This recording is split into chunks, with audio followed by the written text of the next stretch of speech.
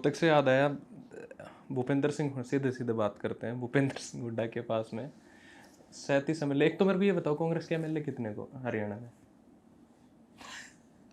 37 हैं, 37 में से 5 सस्पेंडेड हैं। और आओ थोड़ा नीचे। नहीं, 5 सस्पेंडेड हैं। मतलब जो जिन्होंने वो गड़बड़ करी है उनको क्रॉस वोटिंग जिन्होंने किया हुआ अपने में ही मानते हो अभी तक? मतलब समझाने में, मतलब उनको आप कांग्रेस का ही हिस्सा मानते हो, जिन्होंने 5 जो क्रॉस वोटिंग के अलावा जो 4 जो लोग थे जिन्होंने गड़बड़ कर दी थी, जिन्होंने गलत साइन यार लगाए ऐसा थे? है, कई बार आपको ना राजनीति में कड़वे घूंट पीने पड़ते हैं।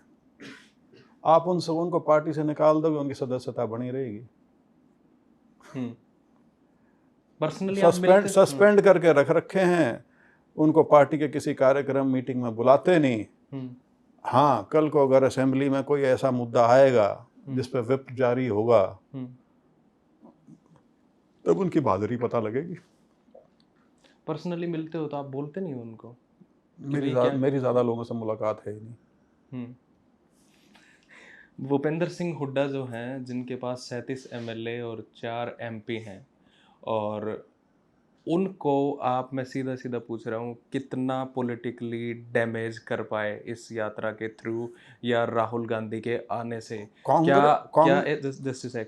क्या आपको लग रहा है कि आप उनको रिप्लेस कर दोगे, या अगर वो रहे तो उसी तरीके के नतीजे दोबारा होंगे जो आप कहते हो? कांग्रेस पार्टी के हैं 37 एमएलए और कांग्रेस पार्टी के 5 हैं लोकसभा सांसद। 37 और 4 किसी के नहीं है। ये आप उन्हें मिल से बुलवा सकते हो कि वो कांग्रेस पार्टी के एमएलए हैं? वो सारे कांग्रेस पार्टी के हैं। तो ये किसी को गलत फहमी नहीं रहनी चाहिए कि वो किसी व्यक्ति विशेष की देन है। व्यक्ति विशेष की देन का जिस इलाके में सबसे ज़्यादा रोड़ा था, वहाँ तो साफ है मामला। आपका सोनीपत, जींद, भिवानी, दादरी, सारा साफ है मामला। तो ये ना, ये हरियाणा की बदकिस्मती है, खास तौर पे कांग्रेस की, कि यहाँ एक तरह का नैरेटिव सेट हो गया पिछले 20 साल से, और लोग उस नैरेटिव से बाहर ही नहीं निकल पा रहे।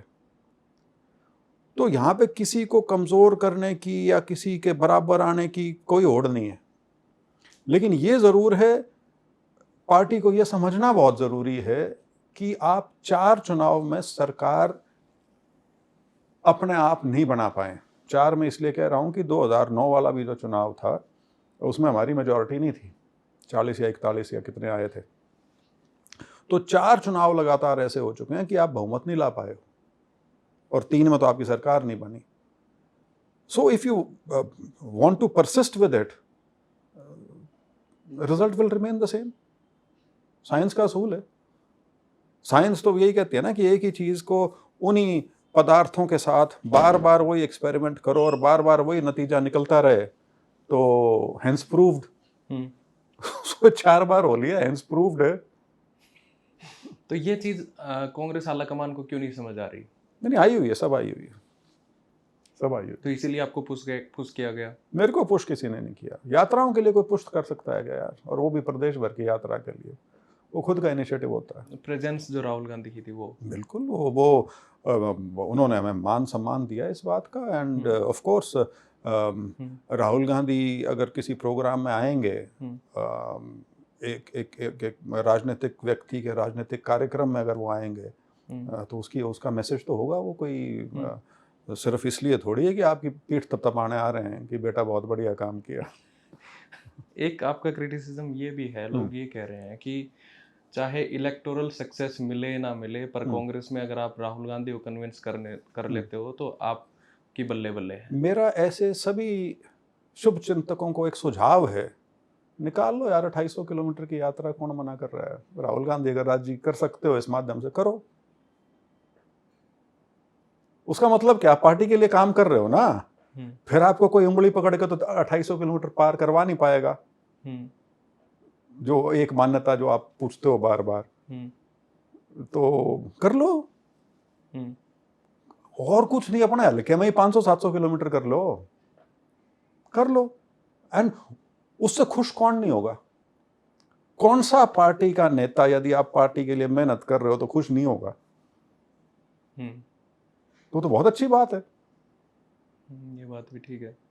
ये शायद वो लोग कहते हैं जिनके बस का नहीं कुछ करना, वो तिकड़म की राजनीति करके पद हासिल करने में विश्वास रखते हैं। यहीं तक राजनीति सीमित है, ना मेहनत करनी, ना कोई विचार देना। तो ठीक है, अपना मत है। आपने एमएलएज की बात करी, और एक हरियाणा में राज्यसभा चुनाव के बाद ये चर्चा थी एमएलएज के बारे में कि कांग्रेस के एमएलएज तो ऐसे हैं, इनको जब चाहे और जैसे चाहे और जिस दरवाजे पे बीजेपी सैल्यूट मरवाना चाहे 28 के 28 को वहां पे सैल्यूट मरवा देंगे। इस तरीके की अनफेथफुल फीलिंग्स लोगों के अंदर कांग्रेस पार्टी और उनके एमएलएज के लिए है। इसके एक्सटेंड में बात कहूँ तो लोग ये ज़रूर कहते हैं कि कांग्रेस का जो स्वभाव है और हरियाणा का जो स्वभाव है, एक तरीके से वो नेचुरल अलाय हैं कांग्रेस के, पर जो कांग्रेस को रिप्रेजेंट कर रहे हैं लीडर्स जो हैं, उनमें कांग्रेस की झलक बिल्कुल नहीं दिखती,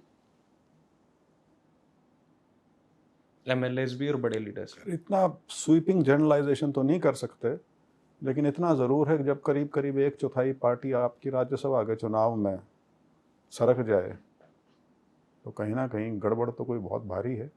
उनको तो नीड ही इतनी थी, वो ज़्यादा होती तो ज़्यादा ले लेते। मेरा यही मानना है कि इतनी भारी सेंधमारी सिर्फ प्रलोभन से नहीं हो सकती।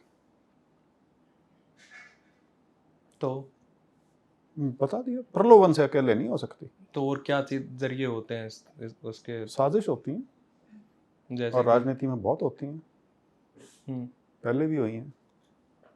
शाही बदलती थी, 8-8, 9-9 MLA 37 में से आपके भाग जाएं, या फिर आप इतने इनकॉम्पिटेंट हो कि जो आप पे भरोसा टिकाया हुआ है उसके लायक नहीं हो आप, और क्या, यही चीज़ें होती हैं। How do you see your cousin as a politician, Deepender Hooda? He is very successful, he is a 5-term MP। उनकी सक्सेस का बड़ा रीजन क्या है? He is mister Bhupinder Hooda son, और विनम्र स्वभाव के हैं। लोगों में उनकी एक बड़ी प्रशंसा है कि कुर्ता पकड़ के भी खींच लो, कभी गुस्सा नहीं करता। तो ये बहुत बड़ी क्वालिटी है, ख़ास तौर पे एक ऐसा व्यक्ति जो हर समय लोगों से घिरा रहता हो, उसमें अपना संतुलन बनाए रखना, अपना संयम बनाए रखना एक बहुत बड़ी क्वालिटी है। राजनीतिक समझ को कैसे देखते हैं उनकी? उसका तो अब पता लगेगा। हाँ नहीं, ठीक बात है, राजनीतिक समझ तो तब पता लगती है ना जब आप इंडिपेंडेंटली सामने आएंगे। अभी तो वट वृक्ष है, उसकी छाया है, वो तो जब आप सामने आएंगे तब पता लगेगा। तो वट वृक्ष की छाया में कोई नया पौधा अलग से ग्लिटर करता हुआ नहीं दिखाई देता आपको? बहुत हैं, पार्टी कांग्रेस है जहाँ पर नेता हैं। बीजेपी में एक बताओ कौन सा है? नहीं, मैं ये बात दीपेंद्र हुड्डा के लिए कह रहा हूँ कि वट वृक्ष के छाव में क्या आपको राजनीतिक रूप से उस इंसान में वो चीज़ नहीं दिखती कि ये बंदा इस वट वृक्ष की छाव के पैरेलल भी बहुत बड़ा आपने खड़ा हुआ है? लीडरशिप की बात की ना, लीडरशिप तो तब दिखती है जब आप स्वयं लीडर बनते हैं। तो वो अभी नहीं बने हैं। भाई वो 5 बार के MP हैं, सीनियर मोस्ट MP हैं हरियाणा में इस टाइम, 5 बार का कोई भी नहीं है। मैं राविंद्र जी नेता को की अगर बात छोड़ कह दो रहा तो हैं। हूँ, मैं लीडर की बात कह रहा हूँ। लीडर बनना तो बहुत लंबी कवायद है भाई। लीडर बनना और सत्ता में रहना दो अलग चीजें हैं। इसीलिए मैं कह रहा हूँ, लीडर तो अपने आप जो कोई निकलेगा तब बनेगा। लीडर ना तो किसी का बनाया बनता और ना किसी का दिया हुआ बनता, लीडर तो बनना पड़ता। एक ओपिनियन चला था आपकी यात्रा के जस्ट बाद में कि कांग्रेस में आगे के जो लीडर होंगे वो 2 लोग होंगे, एक तो भूपेंद्र सिंह हुड्डा के बेटे दीपेंद्र हुड्डा और दूसरा चौधरी बीरेंद्र सिंह के बेटे बृजेंद्र सिंह। तो आगे की लड़ाई बृजेंद्र सिंह और दीपेंद्र हुड्डा के बारे में यार, क्या ये नैरेटिव चलाया गया था कि? रणदीप सुरजेवाला जी, शैलजा जी, सबसे सीनियर लीडर तो वो हरियाणा में इस टाइम, और उनकी उम्र देखो आप, दे आर जस्ट अबाउट 60। तो ये तो फजूली बातें होते हैं कि अगला फ्यूचर में कौन दिख रहा है कौन नहीं दिख रहा। और उसमें भी एक और बात बता दूं, ये ज़्यादा बीमारी भी एक पर्टिकुलर सेट ऑफ लोगों में है, और वो एक ही जाति के 2-3 आदमियों की बात करते हैं, दूसरे ने गिनते ही नहीं।